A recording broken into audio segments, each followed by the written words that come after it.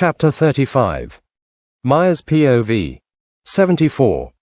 65 vouchers. I stood, staring out the window of Ethan's luxurious apartment before I entered inside and grabbed my phone. My mind was restless and I hated it. I paced around the apartment as I refreshed Ethan's Instagram story for the fourth time before I realized what I was doing. There was nothing there. Not a thing at all. No low-lit wine glass. No sleek table setting. No smug reflection in a mirror. Nothing that told me where he was or who he was with. The apartment felt too quiet. Too staged. Like one of those luxury show homes no one actually lived in. Get a grip, I muttered, tossing my phone onto the couch. 2 seconds later, I grabbed it again, feeling like a child who was obsessed over her favorite Barbie doll. This was stupid. Completely stupid. Ethan had said he had dinner plans. That was all. He didn't owe me a play-by-play. He rarely did anymore. Still, my chest felt tight. Earlier, I'd driven home in a daze. Ethan had left work early without telling me. When I got to the house, the staff I had insisted Ethan hired were cleaning the house. I looked around and didn't find Ethan, so I asked the head chef where he was. "He's out for dinner, Mom." "Oh," I'd said, keeping my tone light. "Work thing. Fee." The woman smiled, polite but far too informed. "No, Mom, a family dinner, at the Kingston estate. Liam Kingston." The name had landed like a slap. Liam and Ethan haven't been on good terms since the office incident, but their families were still close, so that meant only one thing. Liam's mother must likely have invited him over for dinner. Now, sitting alone on the couch, that same feeling crept back in, slow and poisonous. This wasn't jealousy. It was worse. It was fear. Because Ethan hadn't been the same since the lobby incident. Since Angela had walked away. He barely looked at me. He fixed all my problems with money. Sure, I didn't love Ethan, but he was handsome and a complete dreamboat. I only dated him because I wanted to take his money and for the recognition. But even that felt like it was slipping from my hands. He barely touched me anymore. When he did, it was absent. Mechanical. Like he was reminding himself I was there. He spent more time staring at his phone than at me. When I talked, he nodded without really listening. And when I asked if he was okay, he always said he was just tired. I of course knew that he was lying. I stared at my phone again. "Fine," I said aloud. "Let's clear this up." I called him. It rang once. Twice. I was already bracing for voicemail when he answered. "What?" Ethan said, his voice clipped. My heart jumped. "Wow, hi to you too." "I'm busy, Maya," he said flatly.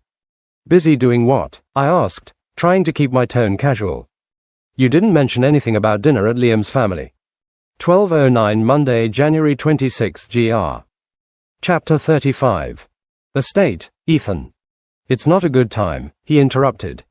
There was noise in the background. Low voices. Cutlery clinking. Dinner. Not work. "So you can't talk to me for 2 minutes?" I pressed. "Maya," he said, exhaling sharply. "This isn't the place." "What place?" I snapped. "Because you didn't think to tell me where you were, or who you're with." "I said I'm busy," he repeated. "We'll talk later." "When?" I asked. "You keep saying that." 74. 55 vouchers. Silence. Then, his voice came again, this time colder. "I have to go." The line went dead. I stared at the screen, my reflection faintly staring back at me.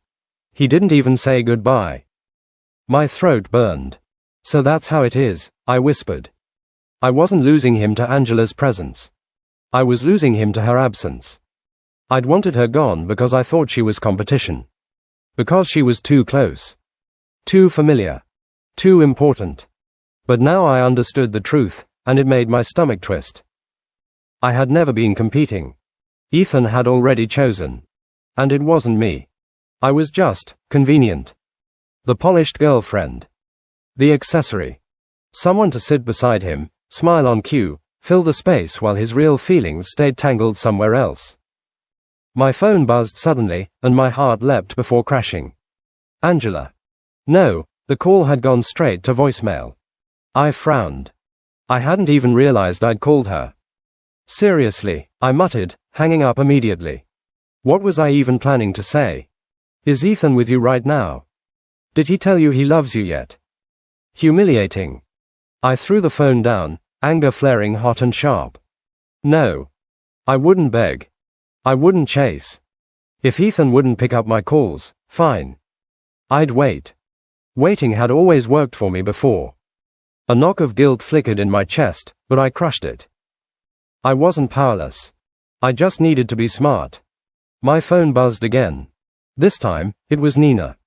I answered, forcing brightness into my voice. Hey.